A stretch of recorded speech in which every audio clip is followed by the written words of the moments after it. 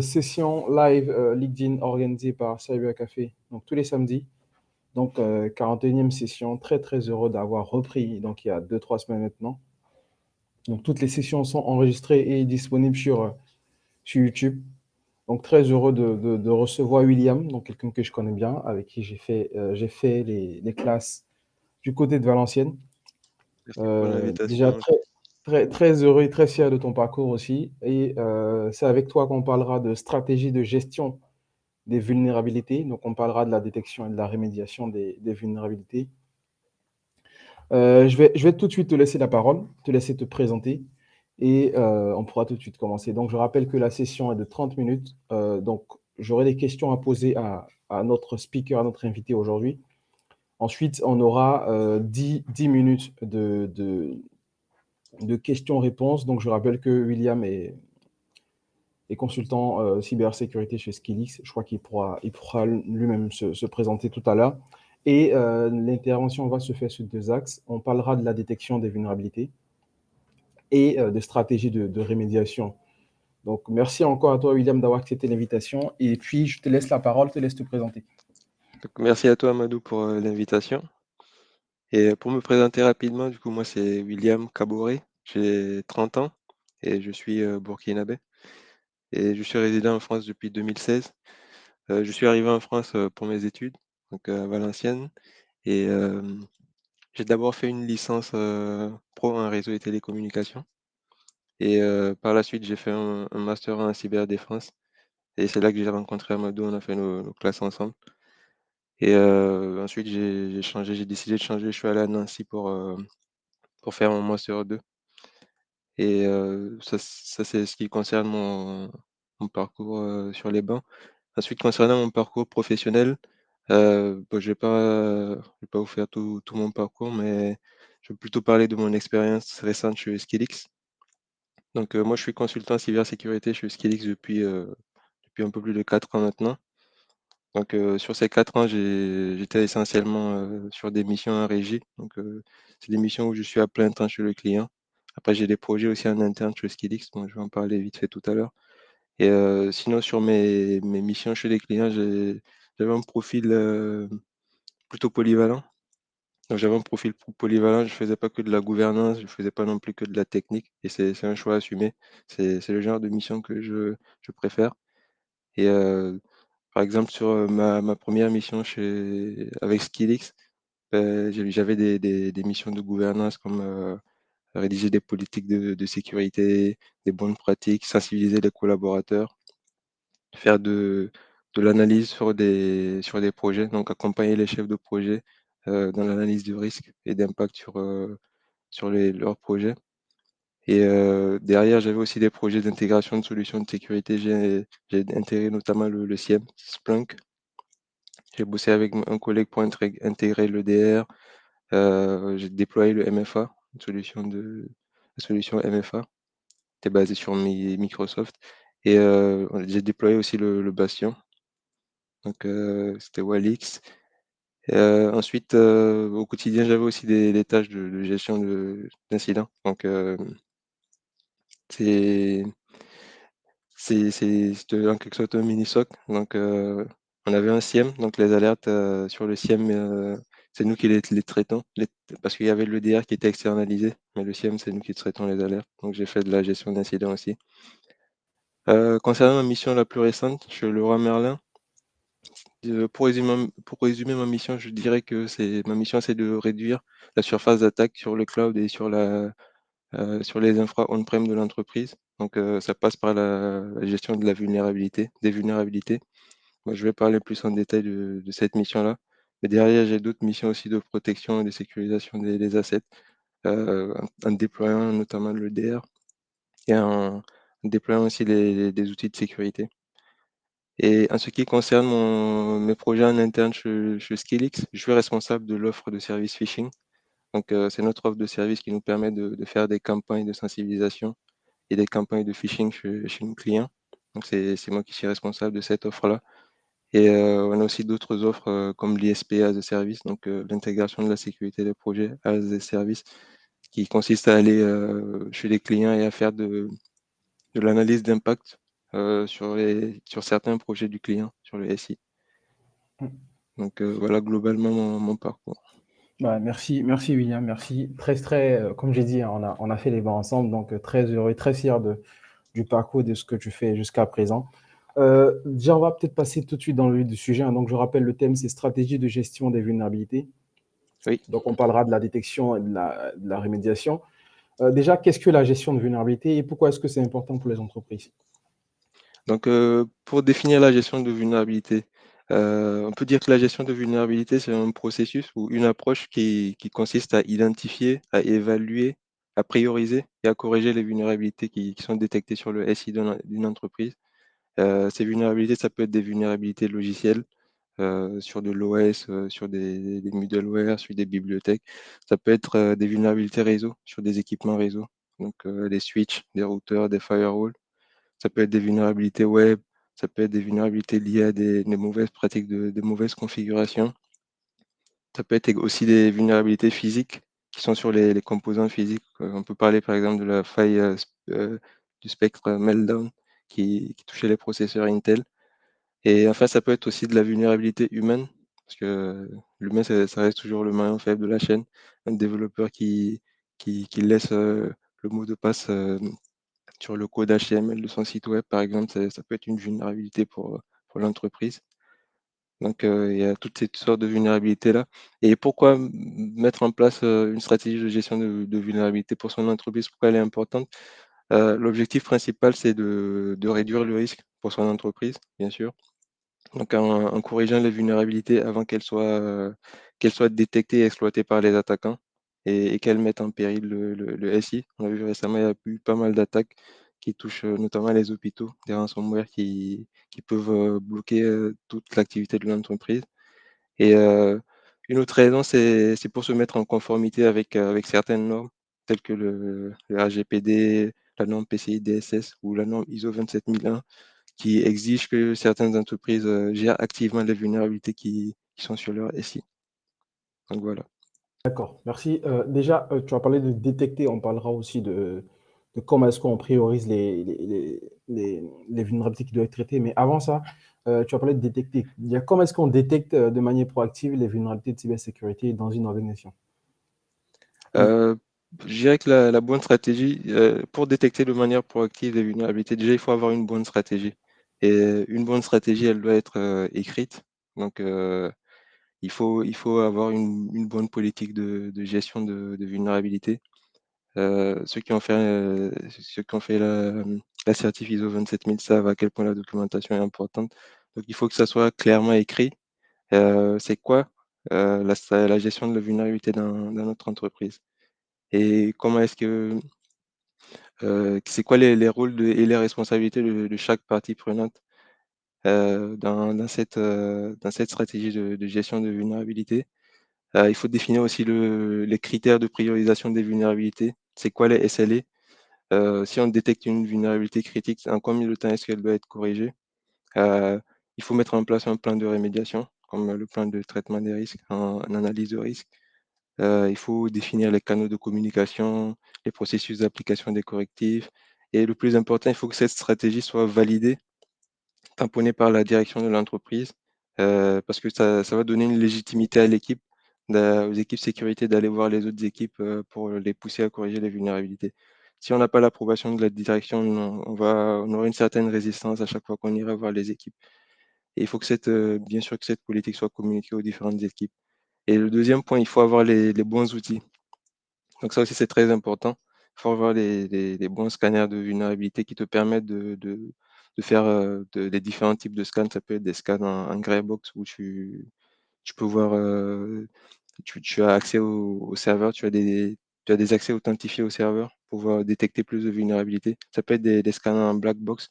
Moi, dans mon cas, on a fait des scans en black box où l'objectif était de simuler le cas où un attaquant arriverait par exemple, dans les locaux de l'entreprise, et s'il se branche sur une prise réseau et qu'il lance un scan, qu'est-ce qu'il arrivera à voir?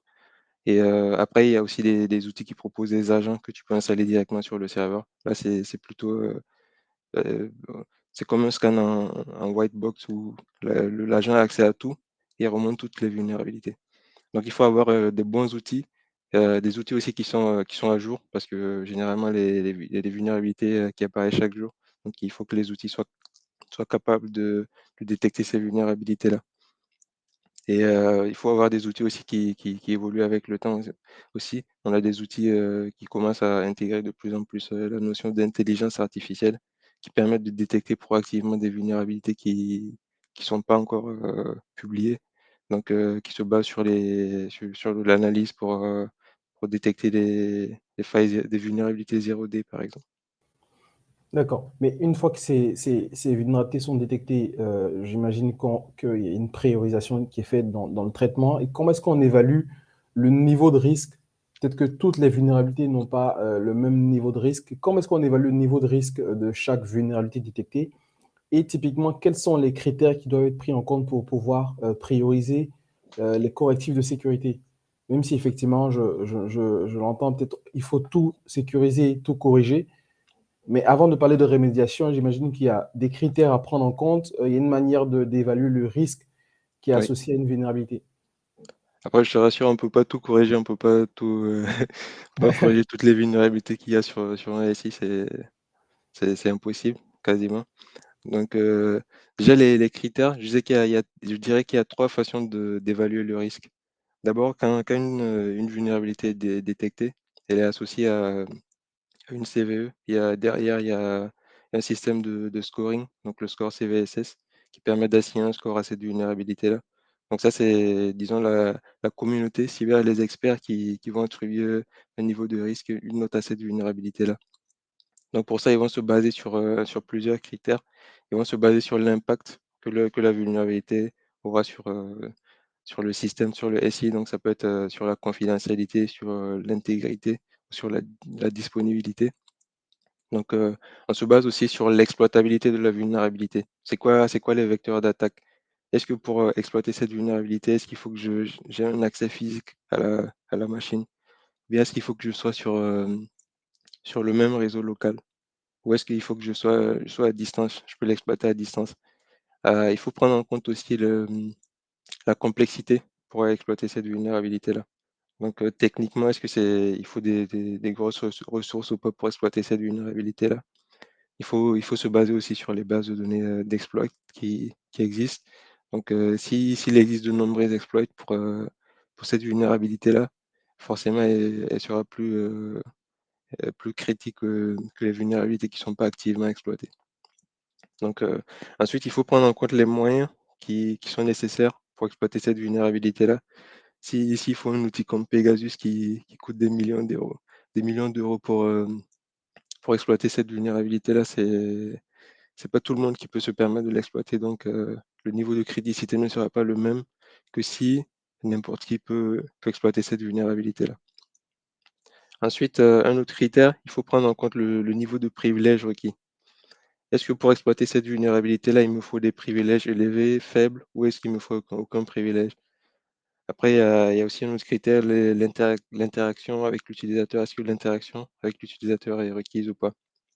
Par exemple, on sait il y avait une faille sur WhatsApp qui permettait à partir d'un simple appel d'exploiter la vulnérabilité, alors qu'il y a des failles où tu as besoin que l'utilisateur clique sur le lien ou fasse une action pour pouvoir exploiter la vulnérabilité. Donc, il faut tenir compte de ça aussi. Donc, il y a aussi la disponibilité du correctif. Est-ce qu'il y a un patch qui existe ou pas? Donc, ça, c'est disons, les critères que la communauté va utiliser pour catégoriser la vulnérabilité.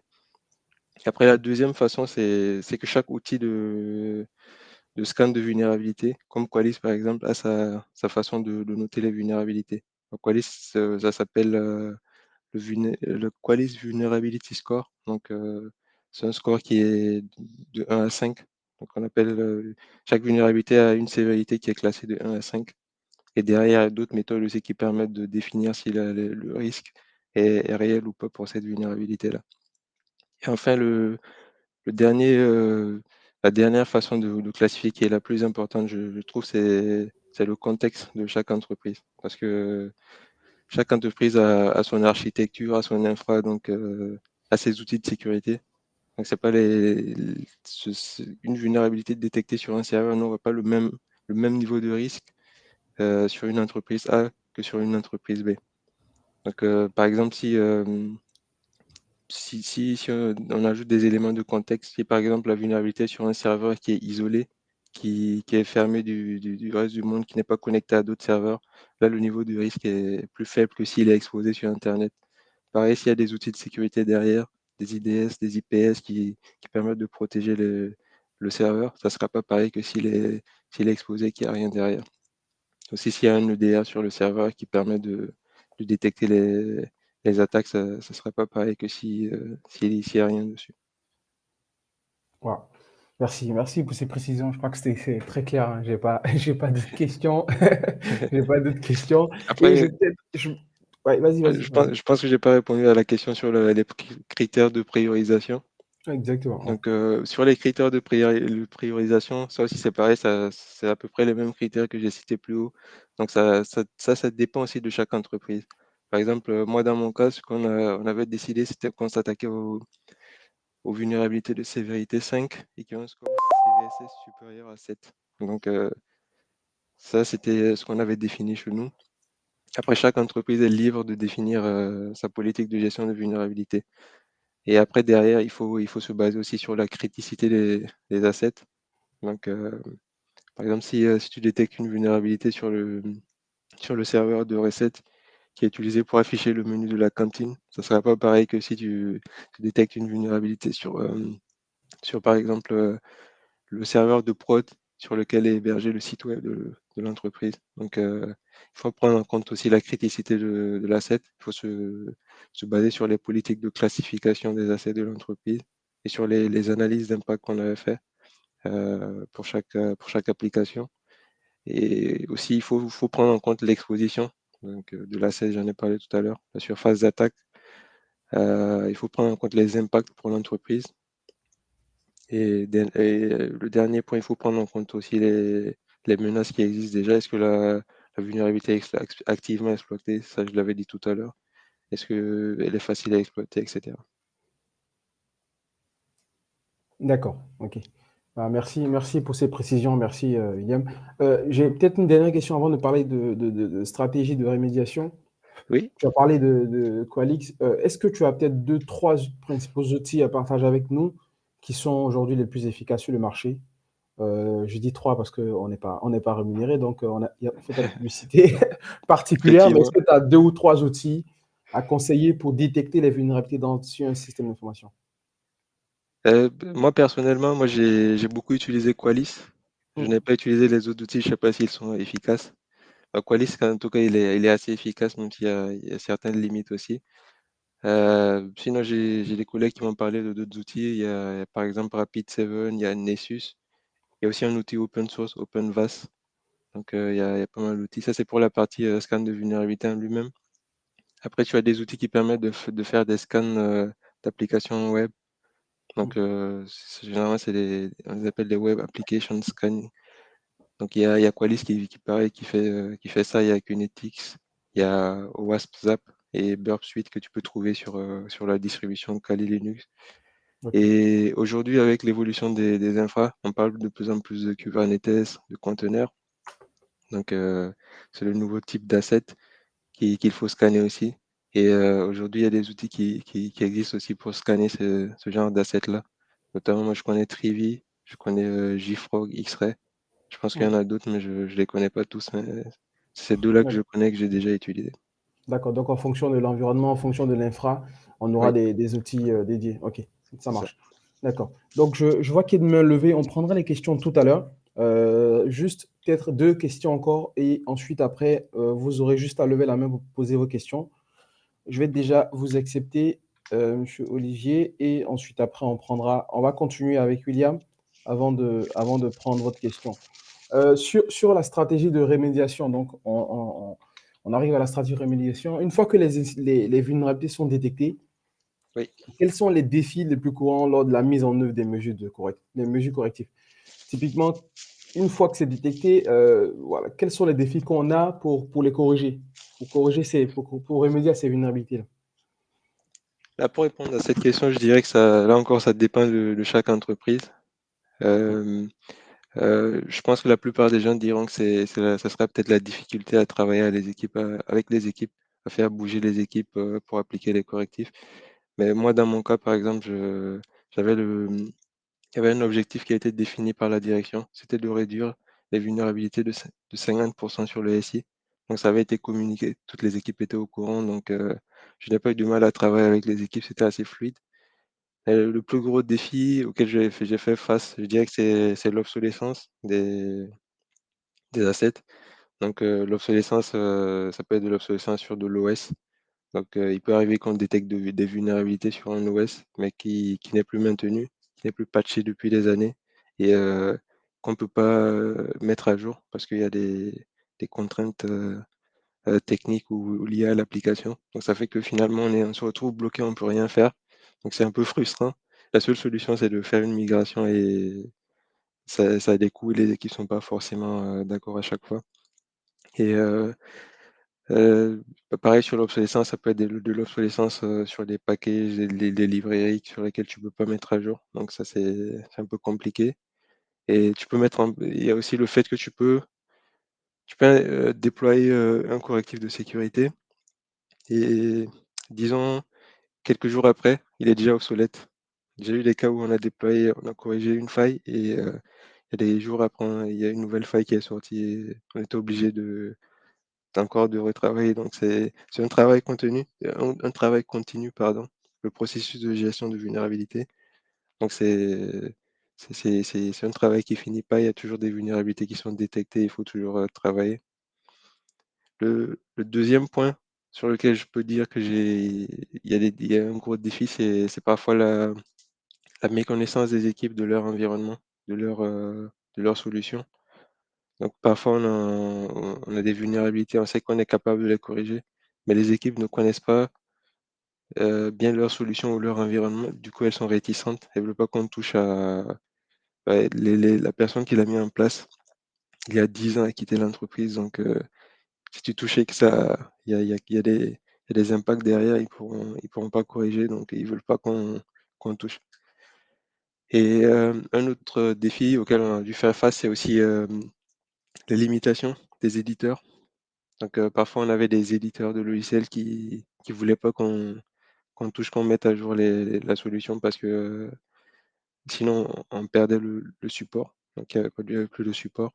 Dans ces cas-là, il faut faire jouer la clause c'est pour ça qu'il est important d'inclure à chaque fois qu'on signe un contrat avec un éditeur, des clauses sur les SLA sur le traitement des vulnérabilités. Comme ça, on pourra les faire jouer derrière pour que l'éditeur corrige rapidement les vulnérabilités. D'accord. Merci, merci. Donc, j'entends qu'une bonne communication entre les équipes aussi favorise une meilleure correction des vulnérabilités. Et effectivement, peut-être on en a parlé tout à l'heure aussi, c'est la volonté de minimiser les temps d'arrêt donc, lors de l'application des correctifs. Donc, Oui, quelles sont les approches qui sont recommandées pour effectivement minimiser ces temps d'arrêt? Parce que je sais qu'il y a des personnes ici que ça intéresse. oui. Donc, voilà. Donc, comment est-ce qu'on peut faire? Parce que effectivement, on cherche aussi à ce que le système soit productif. Donc, si on doit arrêter le système pour pouvoir corriger, ou comment est-ce qu'on limite aussi effectivement ces impacts-là? Déjà pour éviter de couper le système, je dis il y a des étapes préalables à respecter.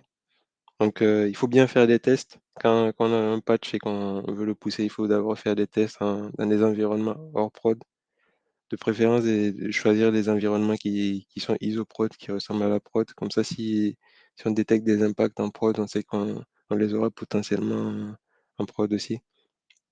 Donc ça va permettre d'identifier et de corriger les potentiels impacts. Après, il faut préparer une méthode de rollback facile pour pouvoir revenir en arrière s'il y a des impacts. Et le plus important aussi, c'est de communiquer avec les équipes. Il faut que tout le monde soit au courant qu'il y a un correctif qui a été poussé. Comme ça, si derrière il y a des impacts, il peut venir vous voir pour éviter de limiter autant que possible le temps d'arrêt des applications. Et une fois qu'on a fait cette phase de préparation, là, il y a plusieurs façons d'appliquer les correctifs. C'est soit par de la planification, Donc, généralement, c'est du patch management. On s'appuie sur les outils de patch management. Donc, les serveurs sont renseignés dans ces outils. Il y a une plage de maintenance qui est définie. Ça a été validé par les équipes applicatives. On les fait en heure non ouvrée. Donc, et les patchs sont poussés au fur et à mesure. Ouais, généralement, c'est chaque mois ou ouais, généralement, c'est chaque mois. D'un mois, dans mon cas, c'est tous les mois que les serveurs sont patchés. Et là, ça, c'est le patch classique, hein. Ensuite, dans le cas où l'éditeur n'a pas de patch ou aussi, ou dans le cas où on voudrait aller plus vite, on peut utiliser une approche plutôt séquentielle. Donc, on commence d'abord par les environnements hors prod. Donc, c'est la recette, la pré-prod, la dev. Et après, on identifie les impacts. Une fois qu'on a corrigé tous les impacts, on passe en prod. Et la dernière approche, ça, c'est dans les cas où tu as une CVE critique, où tu veux aller vite, tu vas aller très très vite. Dans ce cas, on conseille d'appliquer la méthode 1, 10 et 100. Donc, tu commences par 1% de ton parc, tu t'assures qu'il n'y a pas d'impact. Ensuite, tu passes au 10%. Et derrière, s'il n'y a pas d'impact, tu peux aller sur les 100%. Comme ça t'évite d'avoir des cas où tu aurais des temps d'arrêt sur des systèmes. D'accord. D'accord. Dernière question avant de laisser la parole à ceux qui souhaitent poser des questions. Déjà, merci encore, William, hein. Merci pour ces précisions. Je crois que c'est très clair. Dernière question ensuite. Tous ceux qui souhaitent peut-être partager leur analyse ou poser des questions à notre speaker, n'hésitez pas à lever la main. Vous avez juste un bouton lever la main et on pourra terminer à 30, comme tous les samedis. Déjà, dernière question sur, je pense que tu en as parlé brièvement, mais sur l'IA. Donc, on va dire, c'est l'un des sujets d'actualité. Quel rôle peut jouer, on va dire, l'IA dans la détection et la rémédiation des vulnérabilités? Je sais que c'est un sujet qui revient beaucoup dans tous les domaines, l'IA, et il y a plein de gens qui ont peur de ça. Mais moi, je trouve que ça peut plutôt être une force aussi pour la cyber. Je sais que les attaquants vont l'utiliser, c'est sûr. Donc, il n'y a pas de raison que nous qui défendons les entreprises, on ne l'utilise pas aussi. Et comme je disais tout à l'heure, la plupart des outils traditionnels aujourd'hui se basent sur de la détection de vulnérabilités qui sont connues. Donc, le fait de commencer à utiliser l'IA, ça va permettre d'avoir des outils nouvelle génération qui seront enrichis avec de la donnée, des détections qu'il y a eu dans le passé, qui vont faire de l'apprentissage et qui vont permettre plus tard de détecter des signaux faibles, qui vont permettre de détecter des vulnérabilités 0D, là où les outils traditionnels ne sont pas capables de le faire. Donc ça peut être un bon point. Ensuite, je pense que ça peut aussi aider dans la partie contextualisation. J'avais parlé tout à l'heure de rajouter du contexte quand tu détectes une vulnérabilité. Le fait d'avoir une IA, par exemple, qui connaît bien ton infrastructure, qui connaît ton architecture et qui sait qui connaît tes applications, que tu enrichis avec toutes les vulnérabilités que tu as détectées. Déjà, tu peux aller lui poser des questions pour savoir c'est quoi les risques réels sur mon entreprise et qu'est-ce que je dois prioriser, qu'est-ce que je dois corriger en premier, etc. Donc, ça peut permettre d'avoir un gain de temps réel pour les équipes opérationnelles et pour les équipes cyber aussi. Mais néanmoins, il faut comprendre que l'IA ne va pas remplacer complètement l'humain. Je pense que ça va plutôt permettre de compléter nos efforts, de nous accompagner, de nous aider à aller plus vite. Ça va nous permettre d'avoir plus de temps pour traiter d'autres sujets. Mais je pense qu'il ne va pas remplacer complètement l'humain. Et après, bon, il y a aussi les risques sécu qu'il y a derrière dans le fait d'utiliser l'intelligence artificielle. D'ailleurs, j'ai un collègue Simon qui a écrit un article dessus sur notre blog Skillix. Donc n'hésitez pas à aller le lire, ce qui est plutôt très intéressant. D'accord. Merci.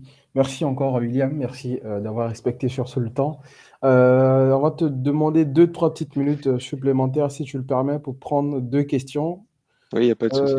Olivier, je ne sais pas si vous avez une question. Ensuite, après, docteur Jérôme pour sa question ou son analyse sur le topic. Bonjour Amadou, bonjour William. Super intervention William, hein. Je suis vraiment ravi de voir l'expert que tu es devenu et que tu continues à être et je suis convaincu que tu vas continuer à te développer et à encore, voilà, apporter encore plus d'expertise à tout le monde. Ma question, Allez. euh, tout à l'heure, tu parlais d'outils, vous avez cité différents outils. Oui, Je voulais savoir, finalement, donc il y a des outils propriétaires, des outils open source, mais est-ce oui. qu'on peut réellement construire une vraie stratégie avec des outils open source sans, voilà, sans peut-être avoir moins de features, sans forcément être au rendez-vous sur les capacités potentielles versus des outils propriétaires. Voilà. Est-ce qu'on peut être efficace avec des outils open source? Oui, c'est possible, hein. Après, il y a aussi le problème avec les outils open source, c'est qu'il y a aussi le piège de se dire que c'est gratuit, mais derrière, tu vas mettre plus d'efforts pour enrichir l'outil, pour développer l'outil. Donc, il faut aussi faire le rapport, il faut essayer d'estimer les coûts que tu vas mettre dans un outil open source et essayer de comparer avec les outils propriétaires pour voir ce qui est le mieux. Mais sinon, avec les outils open source, c'est possible aussi d'avoir une bonne stratégie de vulnérabilité, de détecter des vulnérabilités. Je sais que OpenVAS est de plus en plus, prend de plus en plus de force. Et après, derrière, c'est comme je l'ai dit, c'est des outils que tu dois toi-même enrichir. Donc, ça va dépendre des efforts que tu mets derrière et du travail que tu fais derrière pour que cet outil-là soit à la hauteur. Mais je pense que ça serait très compliqué qu'il soit là, qu'il atteigne le même niveau de détection que les outils propriétaires qui ont beaucoup de moyens derrière pour développer leurs outils. Notamment, on parlait par exemple de la partie IA. Donc, avec un outil open source, est-ce que tu développes toi-même ta partie IA ou c'est quoi les gains que tu auras derrière, c'est quoi les coûts que tu mettras derrière. Donc, il faut il faut avoir un bon rapport. Il faut essayer d'estimer les coûts liés au développement d'un outil open source et voir si ça vaut vraiment le coup d'y aller ou si il suffit de prendre un outil propriétaire. Est-ce que, en résumé, c'est possible, mais avec un certain effort? C'est ça? Oui, c'est ça, c'est possible, mais il faut mettre beaucoup d'efforts. Oui. Merci. Merci, merci Olivier pour la question. Merci William. Docteur Jérôme, Diaco Jérôme, vous avez une question ou souhaitez intervenir sur le thème? D'accord, merci Amadou, merci à William pour sa brillante intervention par rapport à cette thématique-là. Je rappelle que j'ai beaucoup travaillé sur cette thématique en son temps. J'ai même fait ma thèse là-dessus, sur cette thématique dans l'identification des vulnérabilités et je me suis orienté dans le contexte logiciel et j'ai mis en place équivalent au CVSS euh, une calculatrice qui permet aussi de détecter des scores en s'appuyant sur l'intelligence artificielle. Et donc, il y a eu plusieurs publications. Vous pouvez peut-être taper sur le net pour voir Diaco Jérôme, identification des vulnérabilités. Vous verrez plusieurs articles concernant cela. Alors maintenant, vraiment, j'ai aimé votre intervention puisqu'elle est beaucoup plus pratique dans ce travail. Je voulais vous demander, est-ce que je n'ai pas entendu, vous n'avez pas parlé de la mise en place de, est-ce qu'il serait intéressant de mettre en place des SOC, des centres d'opération de sécurité dans la stratégie de la détection des vulnérabilités? Merci docteur pour la question. Voilà. Merci, docteur, pour la question. Euh, Généralement, les SOC, on peut les mettre en place pour détecter la vulnérabilité. Mais les SOC, pour moi, ils sont plus adaptés pour les outils comme le DR ou le SIEM qui sont dans la détection d'attaques potentielles. Mais dans la détection de la vulnérabilité, comme je disais, c'est une stratégie continue. Donc, c'est quelque chose qui se fait en interne plutôt. Parce qu'il faut déjà il faut travailler avec les équipes parce qu'un SOC derrière, généralement, c'est externalisé. C'est des personnes qui vont détecter des vulnérabilités et qui vont juste vous envoyer, qui vont essayer de les corriger ou vous envoyer une notification. Mais le traitement de la vulnérabilité, ça va se faire en interne avec les différentes équipes opérationnelles. Donc, je pense que c'est plutôt intéressant de le traiter en interne que de l'externaliser. Donc, après, chaque entreprise peut décider de faire autrement. Pour moi, c'est une stratégie qui est plutôt intéressante en interne. Ok. Je ne sais pas si j'ai répondu à votre question, docteur. Ok, ok, pas de souci. En tout cas, il n'y a pas de souci par rapport à cette réponse, puisque le centre d'opération de sécurité dépendra de la politique de sécurité du système d'information de l'entreprise. Maintenant, dans votre développement, vous avez fait sortir des points critiques au niveau de l'obsolescence de l'operating system, Oui. au niveau de l'obsolescence des systèmes d'exploitation ou certaines applications. Or, toute la stratégie de l'entreprise est basée sur ce OS-là. Alors, or, de façon concrète, avec les attaques sophistiquées aujourd'hui, est-ce que vous pensez quelle stratégie il faut donc mettre en place dans ce contexte? Dans ce contexte-là, en plus de la stratégie de gestion des vulnérabilités, il faut mettre en place aussi une stratégie de gestion de l'obsolescence. Ça, nous, on a mis en place aussi. On a une équipe, on a un chef de projet qui est chargé de suivre l'obsolescence. On a un dashboard aussi de suivi. L'objectif, c'est de mettre en place des KPI qui permettent d'identifier, par exemple, si un OS arrive en fin de vie dans 2 ans, il ne faut pas qu'on attende qu'il arrive en fin de vie pour commencer à traiter le sujet. Il faut commencer à notifier les équipes et, et envoyer des alertes aux équipes pour leur dire qu'il faut déjà commencer à traiter ce sujet. Il faut commencer à mettre à jour vos OS. Il faut commencer à faire des migrations pour éviter que au bout de 2 ans après, on arrive au point où le système est déjà obsolète, il n'y a plus de mise à jour, il y a beaucoup de vulnérabilités, il y a beaucoup de failles. Et à ce moment-là, on se retrouve à devoir trimballer des vulnérabilités qui sont critiques pour l'entreprise et qui mettent l'entreprise à risque. Donc, en plus de la stratégie de gestion de vulnérabilité, il faut penser aussi stratégie de gestion de l'obsolescence. Après, le problème, c'est que gérer l'obsolescence, c'est des coûts derrière. Donc, toutes les entreprises ne peuvent pas forcément le faire de manière proactive. Donc, il faut prioriser aussi les outils qu'on va mettre à jour. Généralement, il faut se mettre le focus sur les outils critiques, les assets critiques de l'entreprise. Donc, il faut mettre à jour les assets critiques. Et derrière, après, une fois qu'on aura mis dérisqué cette partie-là, on pourra s'attaquer à la partie non critique du SI. Alors, merci Ok, William. On va ok, prendre la dernière merci, question. merci, merci. On va prendre la dernière question avant de mettre fin à la session. Monsieur Rachid, est-ce que vous avez une question ou, rapidement? Oui, une question rapide, c'est qu'on est déjà, déjà passé le temps. Merci d'abord, William, pour cette intervention très, très intéressante.